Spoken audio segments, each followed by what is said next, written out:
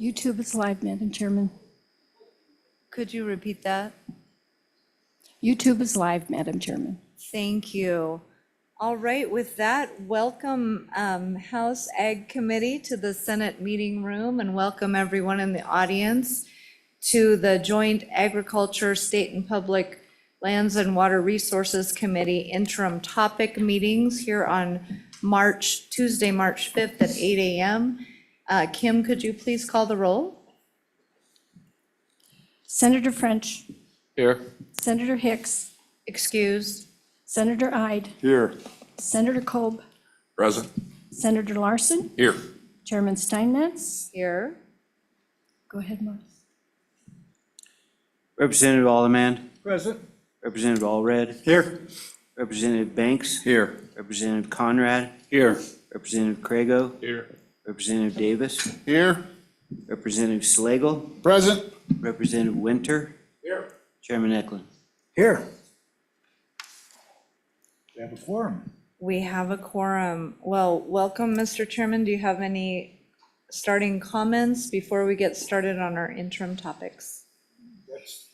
Let's go ahead and get started, Chairman Steinmetz. All right, I have one thing I would like to say before we do. I just want to thank our good staff that have helped us all through the session and through the interim. I see we have our good staff with us. Anna, welcome.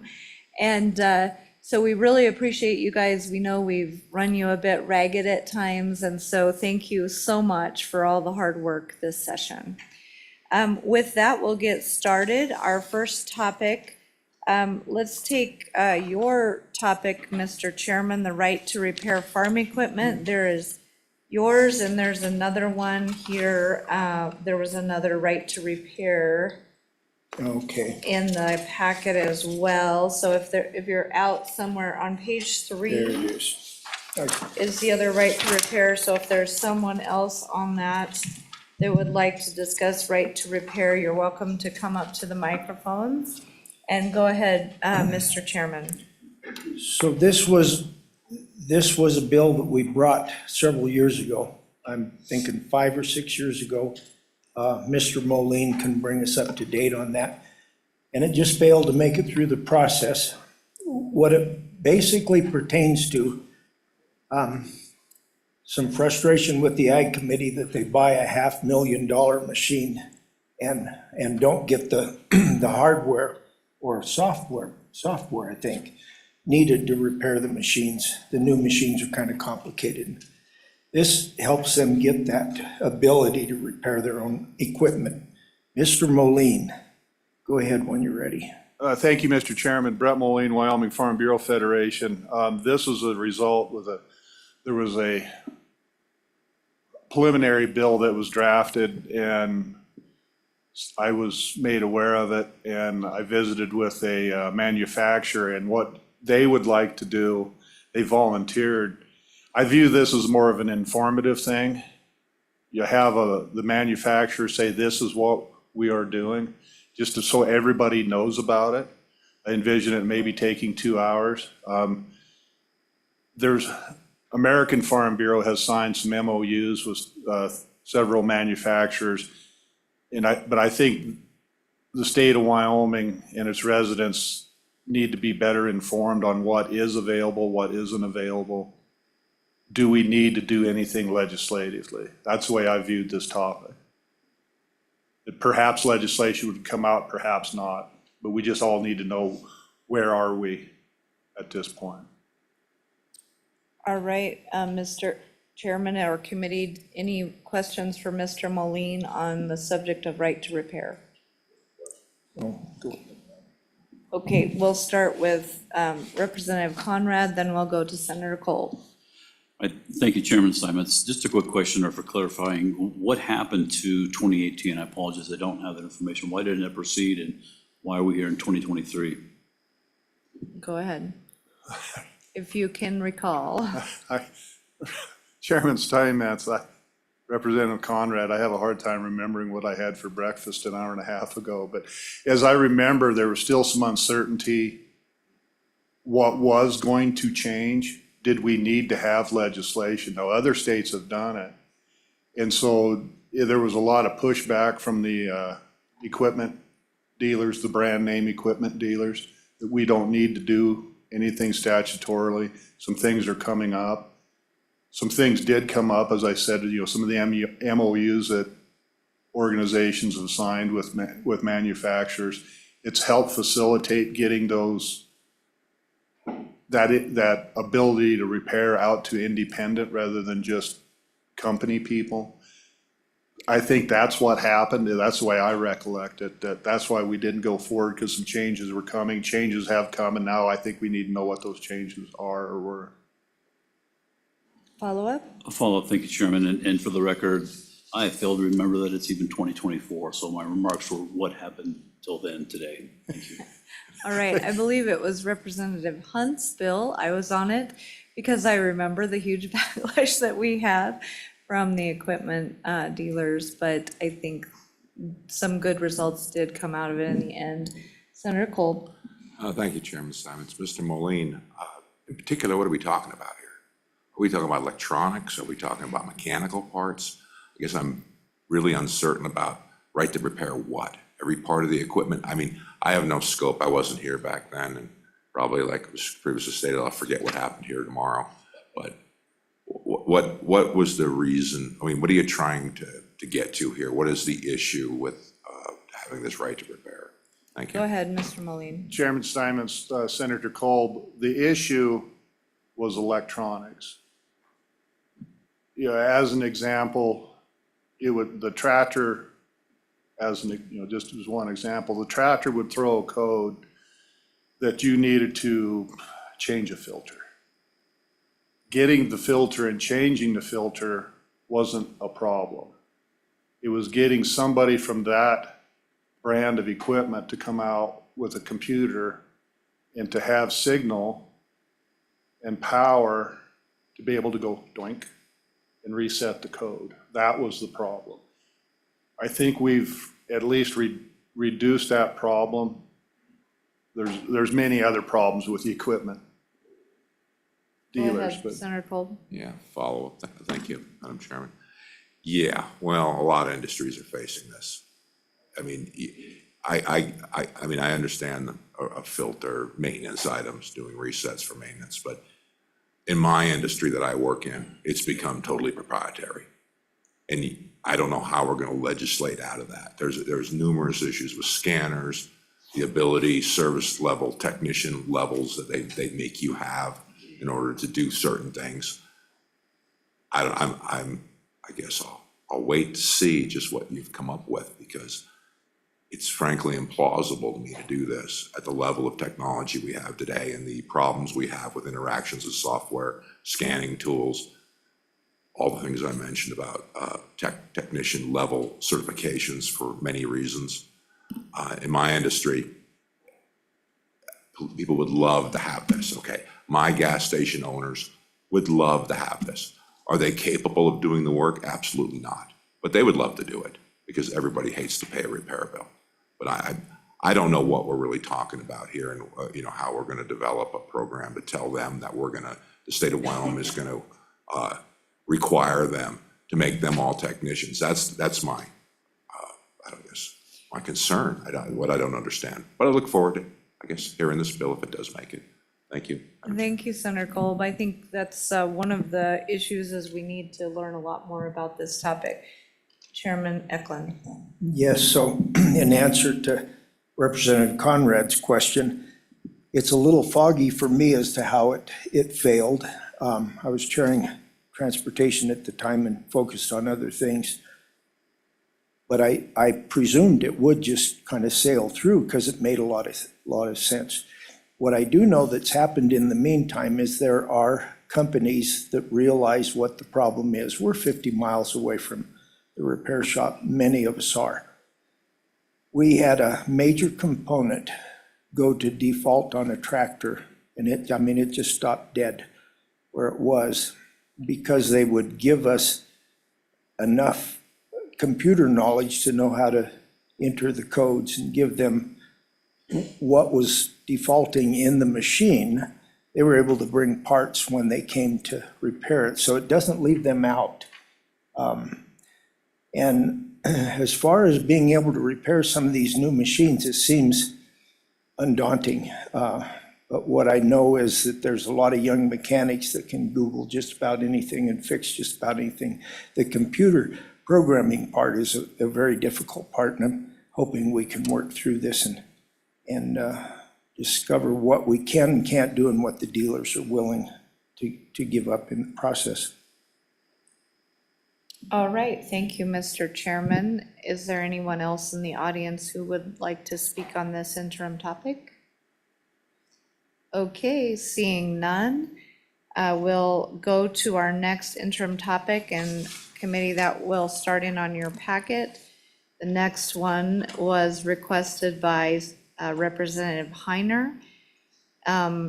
It is a topic for net metering increase limit on self-generation regarding to ranchers and small business owners and the limitation on size allowed in existing statute.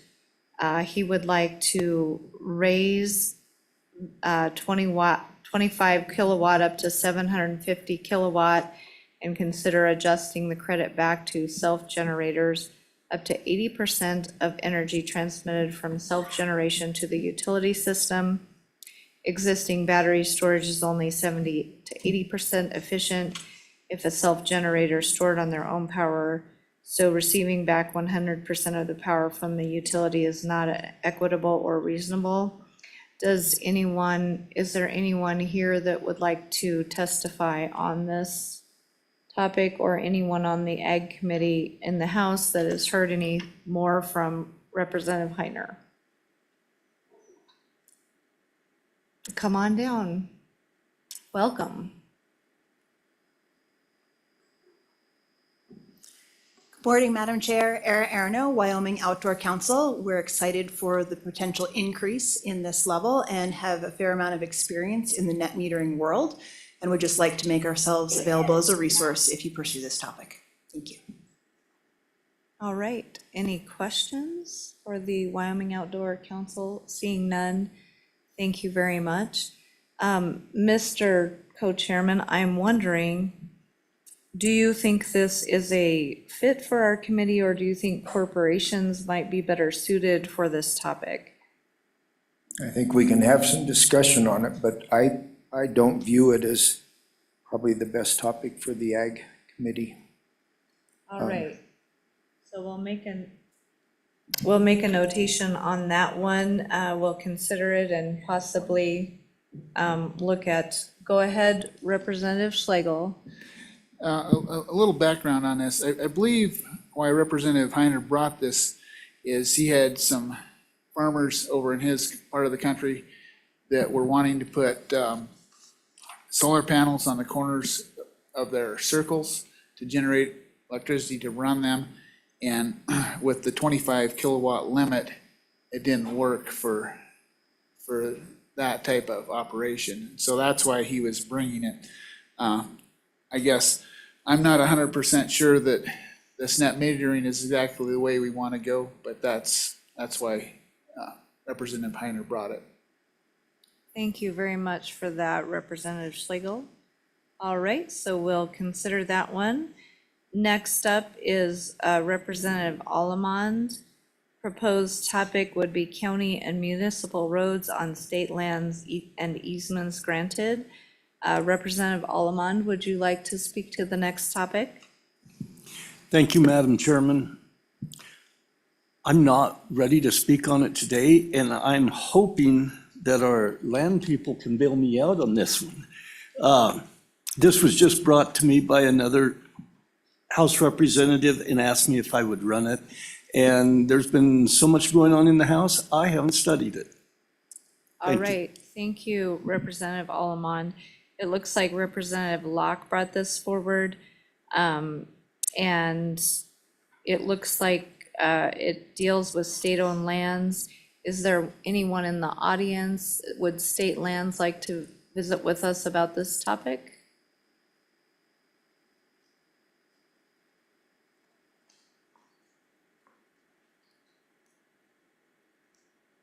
Welcome, Mr. Crowder.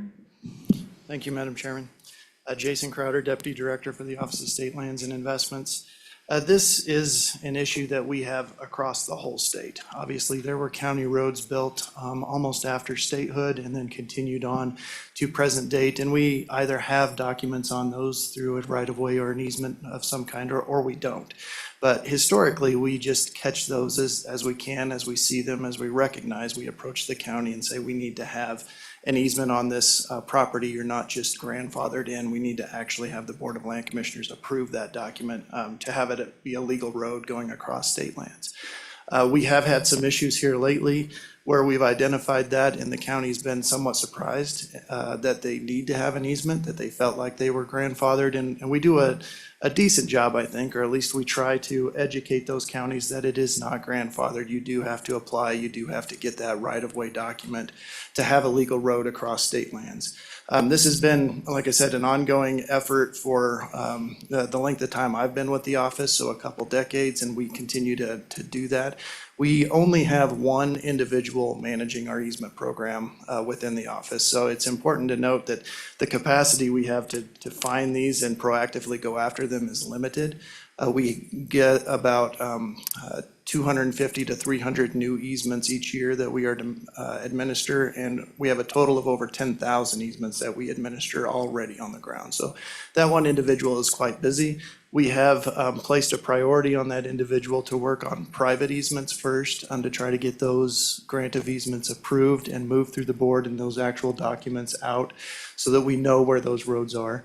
Oftentimes, an individual will apply for an easement and then not do the follow-up to show us where it is, where it was built, give us the actual survey so we could complete that easement work. So that's where her priority has been, to clean that up. However, in the last year, we have noticed that some counties are needing a little more education. And so this year, we are taking a proactive step and understanding that the bill was proposed earlier this session but didn't get introduced, that we would take the proactive step and reach out to each county, make sure that they understood the need for this provision, and give them an assessment of what they had. We can do that through our GIS and understand what roads are under easement on state land held by a county or a municipality and let them know what that is and try to take that proactive step. But any work that the committee would like to do during the interim, we're happy to provide information or any other help. All right, Senator Kolb. Thank you, Chairman. Jason, is there documentation of, I guess, a request that always has existed that the counties needed, they'll just talk about counties now, needed to have a right-of-way agreement from statehood? I mean, is there a statute that refers to this? Is there a rule that refers to this, the history of when it started? Could you help me out with that? Thank you, Madam Chair. Go ahead. Madam Chair, there's not a direct statute that speaks to that, other than when the lands were accepted by the state of Wyoming. The state of Wyoming started managing that property for the benefit of the beneficiary. So any use on it needed to be run through the Board of Land Commissioners at that time and compensated back to the beneficiary. So there's not a direct statute, but that's the policy, I guess, that we go by. The Board of Land Commissioners has created a rule since then that talks about how easements are to be reviewed, how they're to be approved, and how they're to be compensated for. And it has made a carve out, and I should have mentioned this, that any county or municipal road that's been built prior to 1974 does get a price break. The rules are very clear that every easement gets charged on a market rate. We do an appraisal of every easement, but if it's a county road built before 1974, it gets a discount from that market rate down to $10 an acre. So there is that consideration that these roads have been there for quite some time and they may not have known they needed an easement, but they were under the jurisdiction of the Board of Land Commissioners and through that needed to have an easement. All right, follow up? Yeah, thank you, Madam Chairman. $10 an acre for what? Is that per like the road total, that the footprint of the road? Or is that how it's done? That's the question. Go ahead. Madam Chair, Senator Kolb, that's correct. We charge in a variety of ways, and many applicants request to have payments in a variety of ways. Most is on the per rod basis on a set amount of width, but the rules, written when they were written, does reduce that down to the per acre of the footprint. All right, Senator French. And remember, fellows, today we are just talking about interim topics, not actually discussing what the legislation might be, so go ahead. Thank you, Madam Chairman. What's the cost per acre now? You mentioned 1974, $10 or whatever. Is that more nowadays? What's the cost currently? Madam Chairman, Senator French, the 1974 provision in rules is still $10 per acre. And that's not when the rule went into place. It's just they drew a dividing line of if it was built before 1974, it would be charged $10 per acre. The rest of our easements are charged on whatever current market rate there is, and that varies across the state, obviously within each county and within each region. And that's what we look at when we appraise new easements is where are they, what are they, and how much does that drive in the market? All right, any further questions? Representative Winter. Yes, thank you, Madam Chairman. It's, excuse me, it's my understanding that the oil and gas and minerals industries are being affected by this problem on these easements on these county roads. And I don't know all the details, but I think we need to really look at this. It's my understanding that they are being charged where maybe they shouldn't be to access these county, quote unquote, county roads. So I think we need to do what we can to help them. Thank you, Representative. All right. I think, go ahead, Mr. Chairman. I think you probably answered the main question that I had when Representative Locke talked to us about this, talked to me about it. I was questioning whether it belonged in ag or transportation, and I think it belongs in ag with state lands. We'll be meeting with you, so I think that it's probably a good place right here. Mr. Chairman. All right. Thank you very much. Is there anyone else that would like to speak to this interim topic? Welcome, Mr. Obermueller. Good morning, Madam Chair, members of the committee. Pete Obermueller with the Petroleum Association of Wyoming. I would like to ask that you do take up this topic. The issue for us, very briefly, is just very recently we've had an instance where, at least two instances where an oil and gas operator, one in the central part of the state, one in the northeast part of the state, where the Office of State Lands, for whatever reason, was seeking a temporary use permit and the fees associated with that from a private operator for the use of the county road where it doesn't have an easement. So that's where the problem has arisen for us, and we want to try to figure out a way to solve it. I don't know, sitting here today, Madam Chairman, what that answer is. Of course, the bill that was before the House that didn't get introduced would have just granted an easement outright. But there's, as Mr. Crowder said, it's a statewide issue. I remember dealing with it in my former job when I worked for the WCCA, and now I'm dealing with this one too. And I think it's time that the committee take a comprehensive look at the scope and to see if there's a legislative solution or not. I appreciate the opportunity, Madam Chairman. Thank you, Mr. Obermueller. Was that House Bill 192? I think that's on page 2 at the very end. It didn't show up when it asked about was there any related legislation. It says no, but then at the very end of the narrative, it said House Bill 192. Was that? I believe that's right, Madam Chairman. I didn't bring my paperwork Okay. up here, but I think that's right. All It right. was Representative Locke brought the bill. Okay, we'll look that up. Thank you very much. Any questions? Seeing none, thank you. Thank you, Madam Chairman. Any other further public comment on this topic? All right, seeing none, we'll proceed on. The next is Representative Banks submitted foreign ownership of land in Wyoming with the Farm Bureau, and also Travis Detai of the Wyoming Mining Association had that on their request as well. Would you like to speak to that, Representative Banks? Madam Chairman, thank you. This is a topic that's been important to me for the past 2 years. And I know that me and other members of this committee ran legislation regarding this session, and none did quite hit the mark. So I think the best we can do going forward now is is bring everybody together. I've spoken with Farm Bureau and stock growers, the Trona people, the mining people, have us all together, see how we can come to a place that's going to be the most beneficial for all the stakeholders. And so I'd really like to see that take place this interim. I think it's important enough with national security issues and other things happening in the state of Wyoming that we really need to get on top of this when we can. And so I don't know if anybody else wanted to speak to this, but I think it's important enough that we need to consider this legislation in the interim. Thank you, Madam Chairman. Thank you, Representative Banks. Any questions? All right, so maybe Mr. Moline and Mr. Detai would come up, and Representative Allamond. Thank you, Madam Chairman. Can we also add into this minerals companies and places of high risk? Can that be added into this? Representative Allamond, I think we need to take a comprehensive look, because in dealing with this, obviously I had 2 bills on this subject myself, and we have to look at the Constitution as well and amending the Constitution, because right now we have a prohibition on any unequal treatment for resident aliens. So I think we need to take a comprehensive look at the entire topic, and minerals would be a part of that. Thank you. Thank you. All right, who'd like to be first? Welcome to the Ag Committee.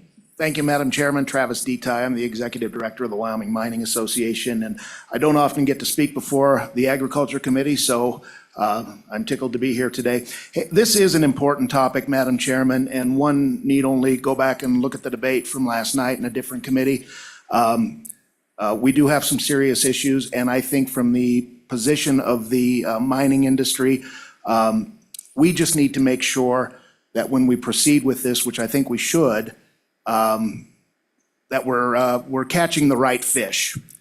And, in the process of catching those fish, when we bring up the net, we don't bring up, a fish that's not supposed to be there, being we do have mineral interests in the state that are foreign owned, that provide a lot of jobs, that generate a lot of revenue, that are not the ones that we want to target on this.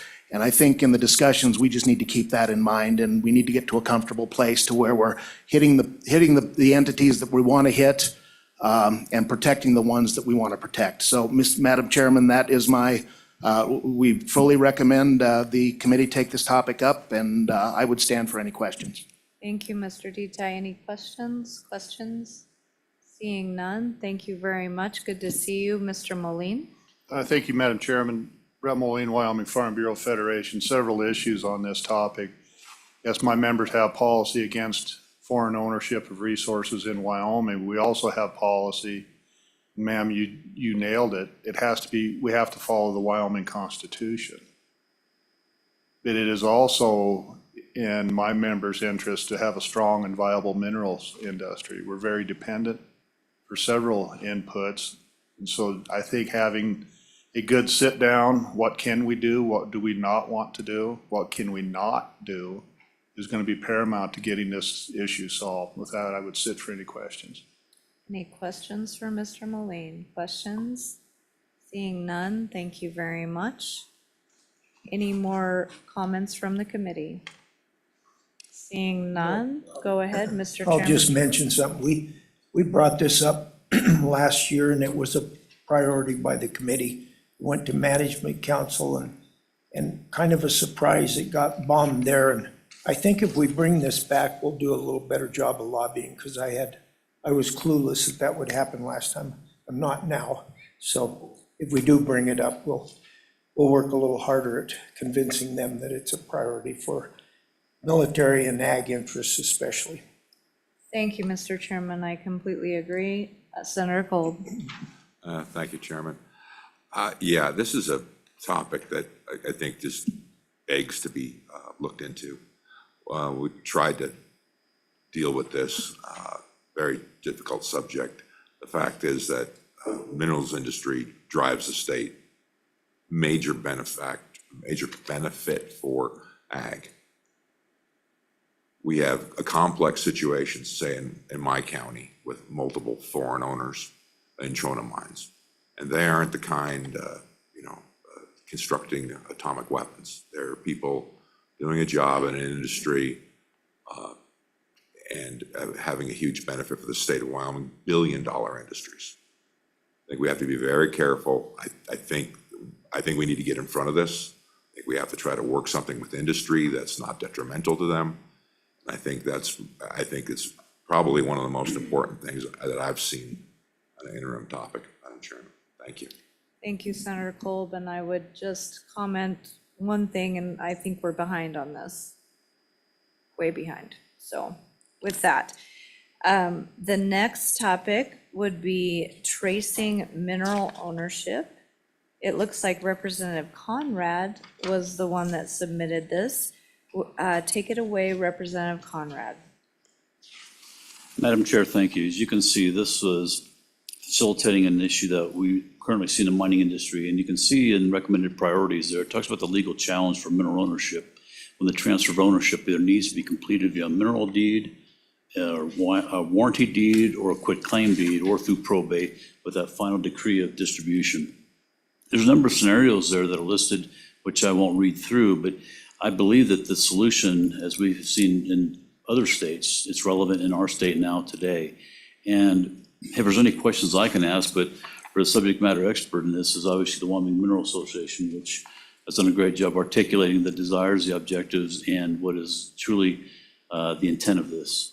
So I can answer any questions if the committee has any, or turn it public for Mr. Detail. Representative Craigo. Thank you, Madam Chairman. Question for Representative Conrad. Seems to me like this might be an issue better suited for the Minerals Committee, so maybe tell me why I'm wrong. Madam Chair, Go ahead. Representative Craigo, I'd never tell you you were wrong. Just spreading the wealth. All right, thank you. Welcome back, Mr. Detail. Thank you, Madam Tell us Chairman. why he's wrong. Travis Detail with the Wyoming Mining Association. And to answer Representative Craigo's question, a little bit of background on this particular issue. This came about from a bentonite operator in the Bighorn Basin. And I won't go through the entire list of what the concern was, but it's basically trying to figure out who owns the mineral. And, from generation to generation, this particular case was when the mineral estate was severed back in 1953 and has gone through multiple generations. They just don't know who owns it, and they don't know who to go to in order to, start developing the relationship to secure the right to mine. And I asked that specific question, Representative Craigo, to my member, wouldn't this be better fit to the Minerals Committee? And his response to me was that the intent of doing this is that the surface owners would be able to benefit, and we are assuming that agriculture land would be the ultimate beneficiary. So those owning ag lands would be the ultimate beneficiary. If you could trace down who actually owns the mineral, then the operator could obviously go to them and start developing the relationship. And one point that I do want to touch on, when the mineral ownership has been diluted generation to generation to generation, it's brought up that the value of the mineral has laid dormant with no value and has basically been forgotten. So figuring out who owns that, and it's likely to be a landowner, we can get that back into production and they can start with the surface land use agreement. They know who to deal with so that they can start exercising that right to mine and start generating the revenue and creating jobs and all that good stuff that I always say as part of my boilerplate speech. But that is the reason why we suggested the Agriculture Committee, Madam Chairman. Thank you, Mr. Detail. Any questions? Senator Ide. Thank you, Madam Chair. I like this topic. My early career, I was a landman. I remember chasing down 400 mineral owners on a 40-acre parcel. That's what landmen do. That's what they're hired for. And there is a lot of problems. You can't find a lot of the errors, and you spend, a whole year working on one 40-acre parcel trying to get an oil and gas lease from all those fractured mineral interests. So I don't know where the topic belongs for sure. I think ag is actually a good place just for the mention of the surface owner sake, but it fits with minerals too. So just want to make the comments. Good topic. Thank you. Thank you, Senator. And Madam Chairman, if ahead. I could, I appreciate the comments from the senator. But this isn't reinventing the wheel, and as we put in our request, North Dakota has already kind of looked at something to address this. So again, I don't think, I think the template is there, and it shouldn't take a lot of time. And, you know, you want to do it right, obviously, spend the appropriate amount of time on it, but this isn't something where you have to start from scratch on. All right, thank you very much. And we do know that our Minerals Committee can get overburdened sometimes. We can too, but I think it would be good for us to have a visit with them and find where this fits the best. Thank you. Thank you, Madam Chairman. All right, the next topic up for our consideration is Representative Schlegel. Topic is tighter controls on allocation of groundwater permits and concept of senior water rights and injury. Representative Schlegel. Thank you, Madam Chair. This topic came up from people in our district who are having issues with irrigation wells being permitted, and then a lot of the senior stock water wells are drying up. And if I understand right, the way statute is written, as long as there's water in the aquifer, the state engineer is required to appropriate water, grant permits to do that. And so I think we need to take a look at our state permits and see if there is some way to put in the idea of senior water rights, which a lot of those would be our stock water wells and stuff like that that are drying up, to where if we are gonna appropriate water, it needs to be maybe from a different aquifer, different level in the formation to do this. And I just think we need to bring in all the parties involved and see what we can come up to for some resolution on this. All right, thank you, Representative. Are there any questions for the Representative, Senator Eklund, or Representative Eklund, sorry. So, yeah, I kind of agree. It's a bigger problem. It is a problem everywhere that you've got groundwater permits. And I think as much as anything, trying to understand the water law as it pertains to something we can't see very well. Probably would be a good topic to bring up. It affects my area as well. And there continues to be open permits, and as it's cloudy as to how the permits are issued, because it seems like a race to the bottom of the aquifer has a lot of people concerned, not just stock wells, but also senior rights irrigation holders, and the cost to them if this aquifer dries up. So I think we could look at it and hopefully not spend as much time as I think it might take. Thank you, Mr. Chairman. I would agree with that. Is there anyone in the audience that would like to testify on this topic? Anyone? Seeing none. The next is also Representative Schlegel on eminent domain restrictions. Representative Schlegel? Thank you, Madam Chair. As far as this one goes, I mean, we had bills over the interim last year that we worked quite extensively on eminent domain for electric distribution lines, and then they did not get introduced this session. And I'm not sure, as they need to be worked on so much, we could start from there. But the governor also said that he thought we could use some more, look at all of our eminent domain statutes, not just the electric distribution lines. So I just thought that would be something we could maybe look at, expand from the electric distribution lines to other eminent domain areas possibly as well. And and the problem is I put a time limit on that, but I'm not sure, as we saw last year, when you start talking about eminent domain, you get tons of people that want to come in and testify, so it could take a lot of time. I still think it's something we need to look at. All right. Questions, committee? Seeing none, is there anyone in the audience that would like to testify on the topic of eminent domain? Seeing none, all right. The next one is Representative Schlegel, Natural Asset Companies Prohibition. Thank you, Madam Chair. This is a topic that I think we need to look at. When it came out earlier this year that natural asset companies was actually a possibility, was going to be sold on our stock exchange, and foreign owners could own these companies and control the use of large areas of land. I think it's something that we, especially in the ag community or ag committee, need to look at, because I think it could really put a lot of restrictions on how we do business in the state of Wyoming. And I just think we need to get people in here. I mean, maybe even our national representative, Harriet Hageman, get her to come in and give some testimony on this. She's well versed on it, and just kind of get us up to speed what we need to be looking at here in the state. Thank you, Representative. Any questions for Representative Schlegel?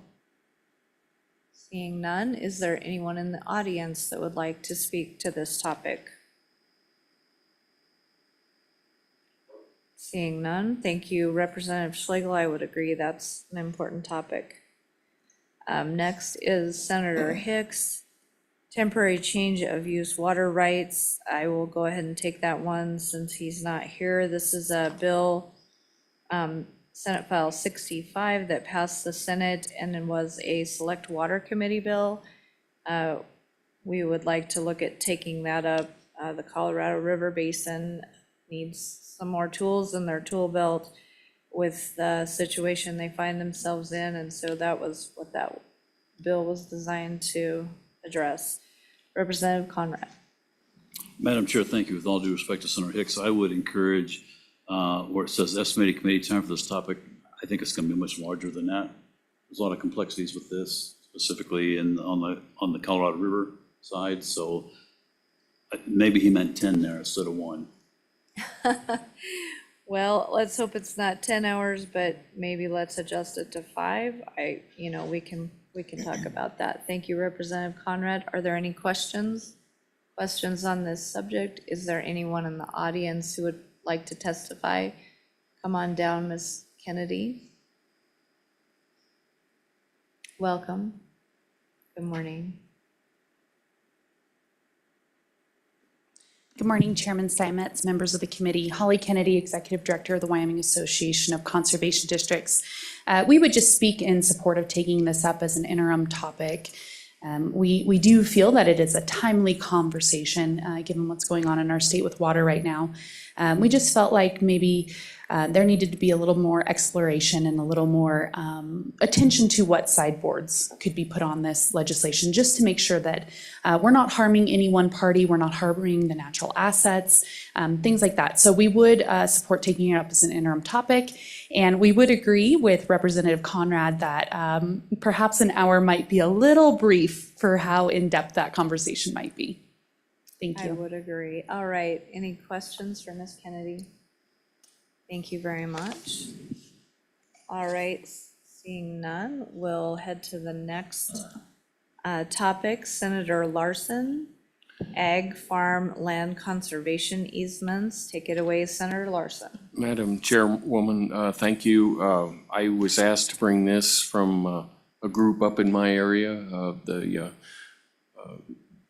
water districts up there. There's 4 of them. They've been discussing this. We visited with Bob Budd about it a little bit. There was a bill brought, well, maybe just internally in the budget. I can't remember. But just wondered if we can discuss that a little bit. I'm not sure if I'm not real excited about it, but we were we're asked to bring it forward. Chairman Eklund. How would it differ from what we're doing already? Because this is happening on the ground. I don't know if it wouldn't probably much other than the other ones for mainly for big ranches and such, probably more closely tied to the mountains and stuff. But there's big discussion up there that farmland needs to be protected, and this might be a way to bring it about. Thank you, Senator. Any more questions for the Senator? Senator French. Thank you, Madam Chairman. I was at that meeting also, and as the good senator says, I'm not overly excited about it either. My argument was, yeah, I've been farming for 50 years and grew up on the farm, so that's my life is the farms. If you want to put a easement on, I think you can do it. They're just looking for a big pot of money that, I think they're thinking, well, I better not say what I was going to say. All right, thank you, Senator French. It looks like maybe we've phoned a friend. I better stop. Mr. Kennedy, welcome. And Madam Chairman, why don't Keith you Kennedy for explain a little further? the Association of Irrigation Districts, which just formed this past summer. And their thought on this was exactly that point that Senator Larson made about how this would differ from rangeland or a ranch, in that the folks that have expressed an interest in this don't want to see this become a giant checkerboard of 80 and 160 acre parcels in irrigated ground, where we have one here that's has an easement and we have another one here. And likewise, they also don't want to see an easement on just a center pivot and leave the corners open for development. And those are some of the considerations that they really have. They're also interested in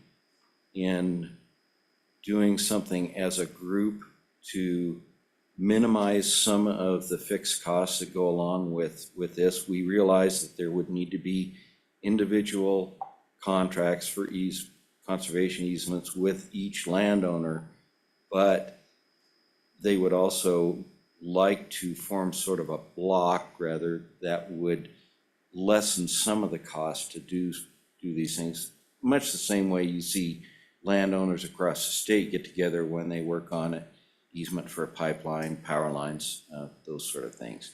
With that, I try to answer any questions you might have. Mr. Kennedy, why is the current program through the Wildlife Natural Trust Fund not adequate for these farmlands? I think it is, but some of these owners are looking for a solution where it would be more than just an individual owner put a group together. And I also mentioned to them when we discussed this was also something that they could likely create on their own as well, and approach the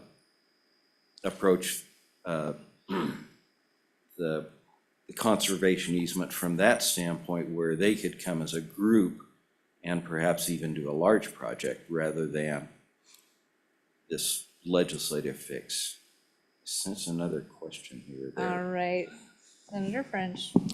Thank you, Madam Chairman.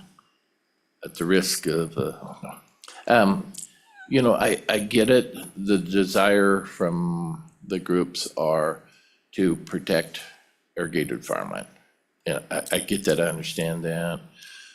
I've bought land as I could afford it and couldn't afford it in my way of protecting it.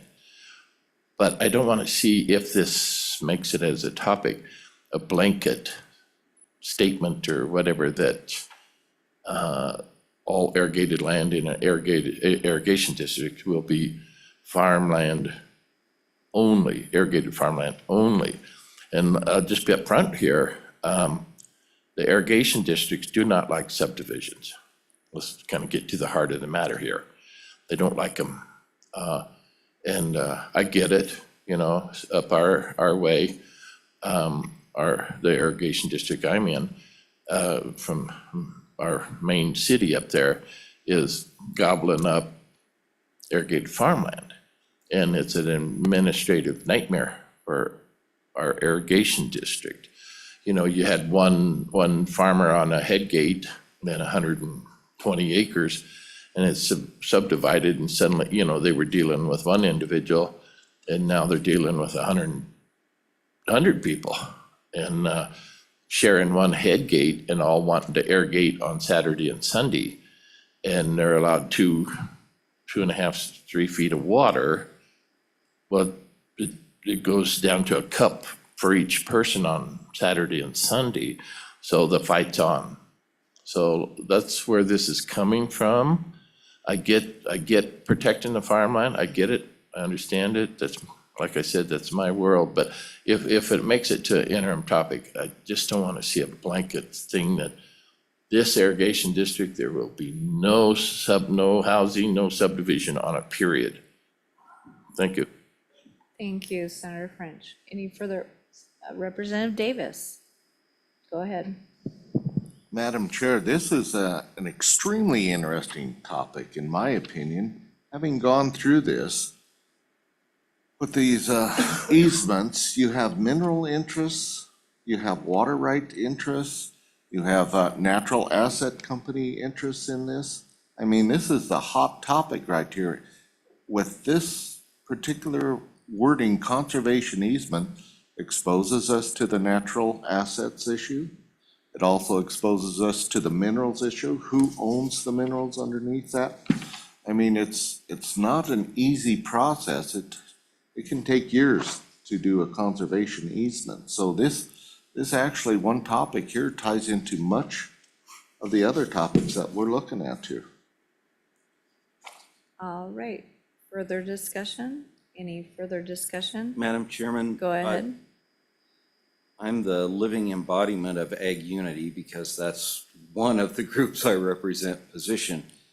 I would also add that when we were back in Washington, D.C. in January, we approached all of our congressional delegation with limitations on the length of federal assistance, either 40 or 50 years. And that's one of my biggest concerns with these conservation easements is we cannot see the future tomorrow, let alone 40 or 50 years from now.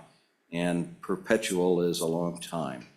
And having some flexibility down the road, I think would be a great thing. And I think that's also something that should be considered if there is a farm bill this coming year that might have such a change in it as well. All right, thank you, Mr. Kennedy. Thank you. Thank you.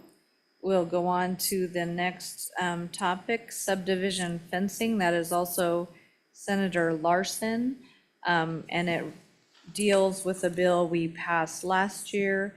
And I did hear from someone on that, but I changed phone service, so I missed that call. I lost them in the Ethernet. And so go ahead, Senator Larson. Madam Chairwoman, thank you. This is another one that was brought from my area when we got together with our county commissioners, and our planning and zoning director was there and was saying this is making it very difficult for planning and zoning in the counties. So I'm bringing it forward for them. I'm hoping she's listening. I don't know. I should have got her on the phone and said, why don't you join us? But I didn't do that. But they say they have some issues. Thank you, Senator Larson. And I will tell you, I submitted the same thing to Select Water. So we'll need to find out which committee we want to work that through, because that bill was a Select Water Committee bill when we brought it through. So discussion on the subdivision. You're talking about fencing though. Mine was on the one where we were abandoning water rights. So that might be two different things. So, all right, go ahead. All right, Representative Crago. Thank you, Madam Chairman. I just would support listing that as one of our interim topics. I think we had some unintended consequences of that bill we passed last year. I mean, I know we had good intent in what we were trying to do, but I think there's probably some Okay. kinks we need to work out, and I think this would give us the opportunity to get the planners from around the state, get the counties in front of us and figure out how we can fix that. All right, thank you, Representative. All right, is there any public comment on this topic? Public comment? Seeing none. The next is State Forestry Helitack location, Senator Larson. Madam Chairwoman, this is another one I was asked to bring. There's quite a discussion on where the helitack location should be set, and why don't we discuss that? Let's get it out here where the public and everyone can discuss, the ups and downs of both places. All right, any questions for Senator Larson? Seeing none, maybe our state forester would like to come forward. I'm assuming that might be why she is here today. Welcome.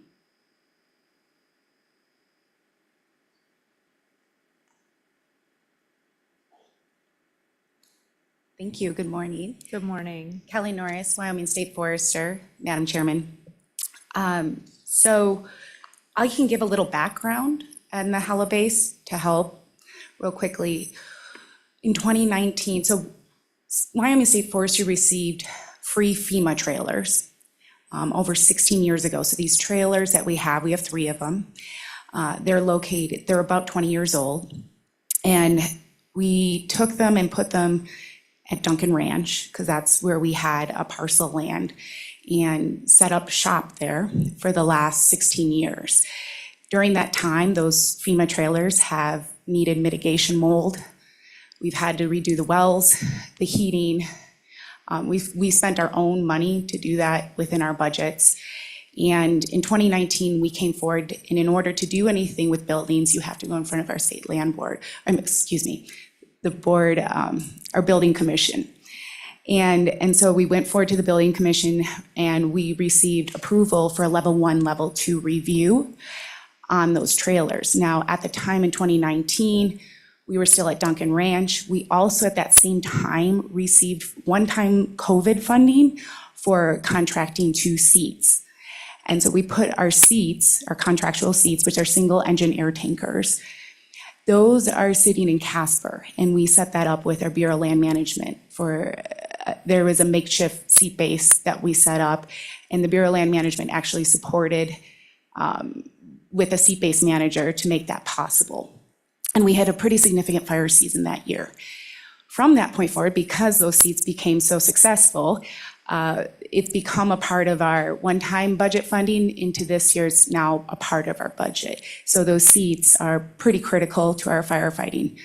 And with that, the Bureau of Land Management also put in $4.2 million to the seat base to get it up to national standards. And the U.S. Forest Service at the same time put another $2 million there for a large air tanker base. So we have an aviation program set up in Casper. And so what happened when we went forward to the building commission this year with the level 1, level 2 at Duncan, the question was, why would we invest 2 aviation programs within 45 miles apart of each other? Maybe we need to look at Casper Airport. So we did a level 1, level 2 for Casper Airport. And the decision from the building commission in October was to approve it to go to Casper. Okay. Senator Kolb. Yeah, thank you, Madam Chairman. Could you clarify? I don't know what you were talking about when you talk about seats. I mean, I don't know what this is. So probably an acronym, obviously I don't know, because obviously the people in the audience, I don't think they know either. So could you help me understand that? Single engine air tankers. So they're a type of aviation aircraft that we use. Specifically, we use them actually in that fire in Cheyenne just on Friday. We brought them up out of Colorado since our single engine air tankers are not on contract yet. We don't start them yet, but they are critically important. They're able to put retardant down quickly on the ground. Our helicopter is more of an aviation resource with staffing that is more what we use the Blackhawks for on Friday afternoon, which is the dropping of the water buckets. And so these are 2 different types of aviation resources that we use in wildland firefighting. So the single engine air tankers are extremely critical when we're dealing with grass, sagebrush, in areas that we can't send engines to, and we really need to slow down. And it's a critical resource that has really made a difference. I think the first year we had the single engine air tankers, we had a fire just outside a keyhole, and it made a major difference in saving communities and homes in that area. All right, Senator Ide. Thank you, Madam Chair.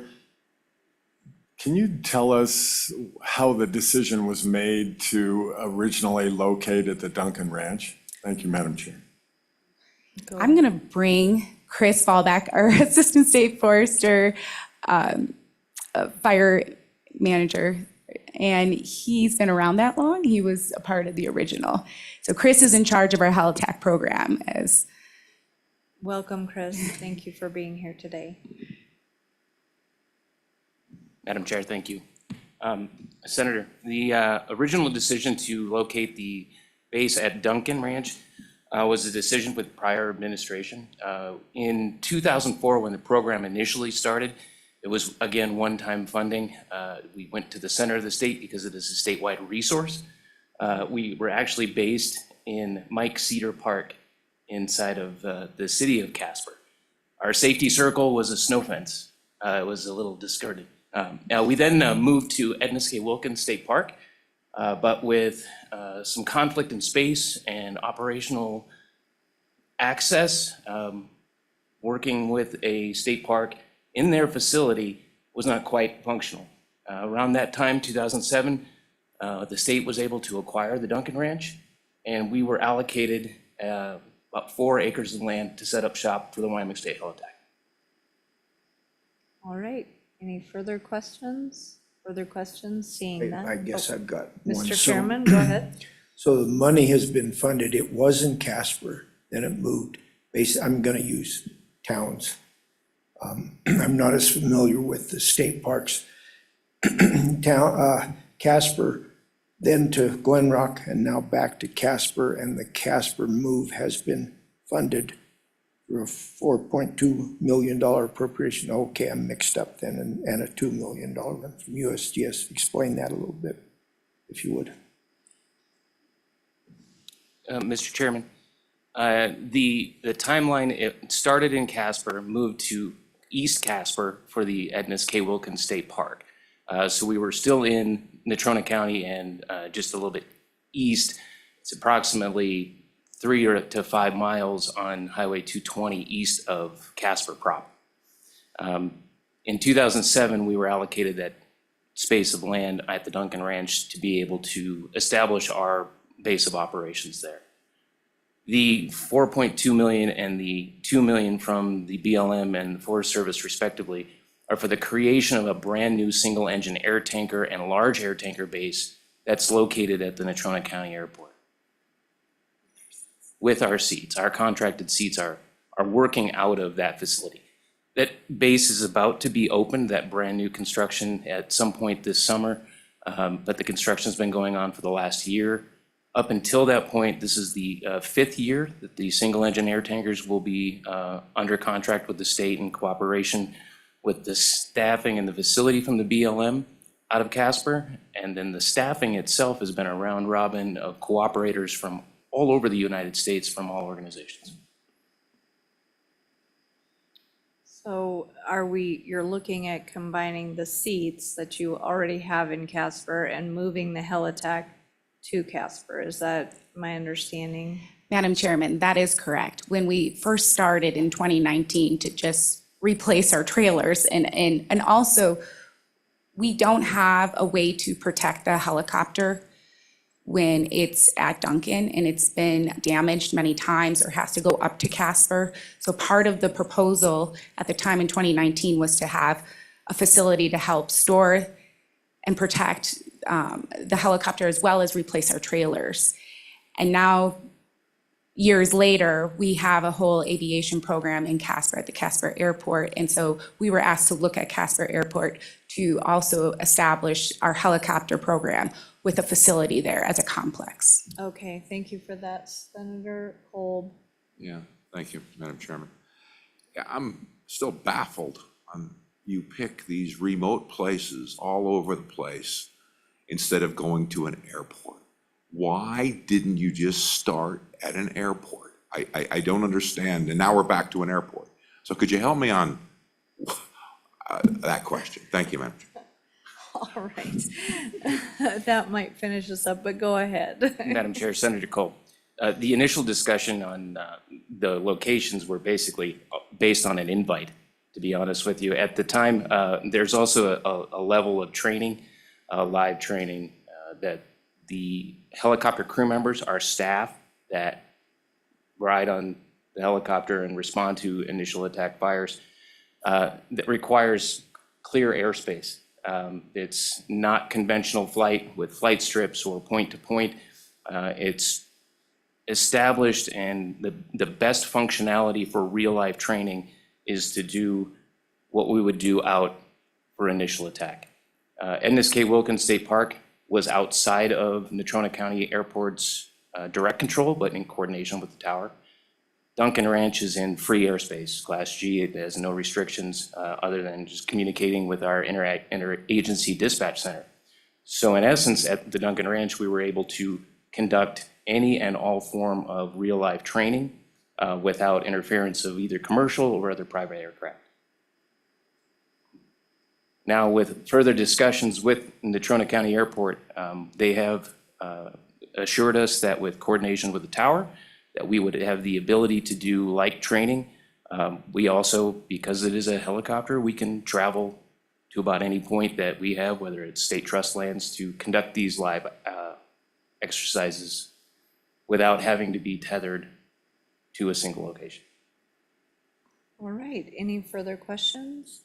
Seeing none, thank you very much. We were very well educated on that. Thank you. Thank you, Madam Chairman. And All right. we will be having a ribbon cutting at the end of May, and we will be inviting all of you to attend and to see the new single-engine air tanker base. All Thank you. right, thank you very much.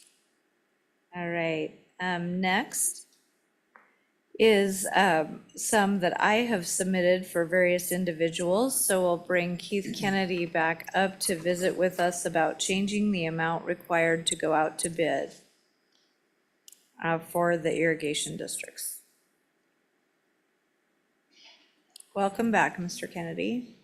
Thank you, Madam Chairman. Keith Kennedy for the Association of Irrigation Districts.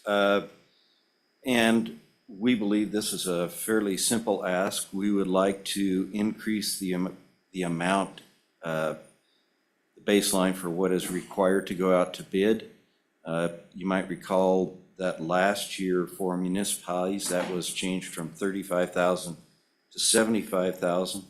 And we believe that 7,500 is a bit low for irrigation districts with the cost of equipment and so forth. We would also recommend that provision for emergency repairs that's in the municipal statute would be used in the in Title 41 as well for this. It's important to be able to take advantage of doing a quick emergency repair that may limit the amount of damage or the cost of the repair if it's held off for even 24 to 36 hours. So with that, I'd welcome any more questions you might have. Senator French. Thank you, Madam Chairman. Do you have a number? Increase it, change it from 7,500 to what? 20,000 to 25,000. 20 or 25,000 was the general neighborhood that we had discussed. Thank you. All right, Chairman Eklund. We have a different suggested amount, I think, 35 to 75. I guess the main question I've got is, are the districts more comfortable with the Ag Committee taking it up or Select Water? That would be my question as well. Madam Chairman, I don't think it matters. I really don't believe this topic would take very long. And that reference to 35 to 75,000 in there was for the municipal requirement. I actually believe that Representative Crago might have sponsored that bill last year. But Many of the irrigation districts thought the municipal limit was 35,000, and that was changed just last year. So All right, Senator Larson. Madam Chairwoman, I would agree with this. I think we should discuss it. It's something that irrigation districts are interested in. Senator Larson, do you have a preference? You're both on ag and select water. Madam Chairwoman, I don't have a preference. Maybe we'll just look at our workload and see where we can best accommodate the topic. All right, thank you, Mr. Kennedy. Next up was from Farm Bureau, so I hope Mr. Moline can speak to this. It was a report from USGS about some issues regarding those. Mr. Hamilton sent that to me and I forwarded it on about a long-term project with USGS. Could you further explain that to us? Yes, Madam Chairwoman, Brett Moline, Wyoming Farm Bureau Federation. From the way I understand it, there's been some work that's been going on for quite a while, working with pesticides in water contamination. I think what Mr. Hamilton envisioned was just to get that information to this committee to be disseminated, more of an informational type meeting, probably not needing any type of legislation, but an informative section. And I believe Mr. Hamilton estimated it'd be about 45 minutes to an hour. So I think it'd be good information to be out to the Ag Committee so you know what's going on in other parts of the government. All right, any questions for Mr. Moline? Questions for Mr. Moline? Seeing none. Thank you. All right, is there any further public comment on this topic? Or the one before, which was the repairs? All right. Okay, committee. Well, that is our list. I think with your thoughts on this, Mr. Co-Chairman, I was wondering if our staff could maybe put together just a list of all of these, and then we could distribute them to the committee to rank their priorities and have those turned into the chairman, and then we can go through those together, Mr. Chairman, and select what we'd like to move forward and what we might want to move to select water, and depending on what the appetite of this committee is. Would you agree or disagree with that suggestion, Mr. Chairman? Well, from my standpoint, I think that'd be fine. I guess we need to hear from the committee if they're comfortable with us sorting it out. Committee, is there any objection to ranking the topics and then presenting them to your respective chairman, and then we would get together and make the list for the committee? Is there any objection?